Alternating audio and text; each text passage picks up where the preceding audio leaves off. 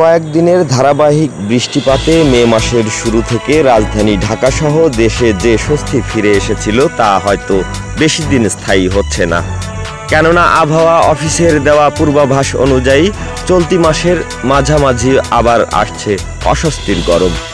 আবহাওয়া অফিস জানিয়েছে আগামীকাল সোমবার থেকে দেশের তাপমাত্রা অপরিবর্তিত থাকলেও বাড়তে শুরু করবে মঙ্গলবারের পর থেকে।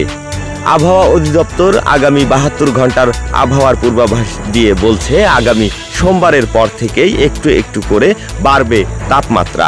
আবহাওয়াবিদ মোহাম্মদ ওমর ফারুক জানিয়েছেন আগামী ১৪ তারিখ পর্যন্ত বৃষ্টিপাত অব্যাহত থাকতে পারে, এরপরই বাড়বে তাপমাত্রা। ১৫ তারিখ থেকে বইতে শুরু হবে তাপপ্রবাহ। আবহাওয়া অফিস বলছে এপ্রিল মাসে যে তীব্রতা দেখা গেছে ততটা তীব্র হবে না মে মাসের তাপপ্রবাহ।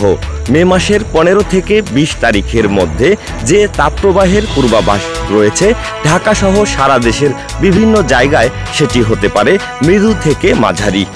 আর এক আবহাওয়াবিদ মোহাম্মদ আবুল কালাম মল্লিক বলেন বজ্রঝড়ের তীব্রতা কমে গেলেই তাপমাত্রা বাড়তে শুরু করবে। আগামী বৃহস্পতিবার থেকে শুরু হওয়া এই তাপপ্রবাহ মৃদু তাপপ্রবাহই হবে।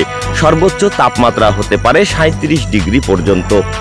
আবহাওয়াবিদরা বলছেন ২০ তারিখের পরে বিভিন্ন জায়গায় বৃষ্টিপাতের সাথে বজ্রপাত, সেই সাথে হতে পারে কালবৈশাখী ঝড়ও। জুনে বর্ষাকাল শুরুর আগ পর্যন্ত সারা দেশে বজ্রসহ বৃষ্টিপাতের সঙ্গে হতে পারে শিলাবৃষ্টিও। Mamunur Rashid Mithu, online desk.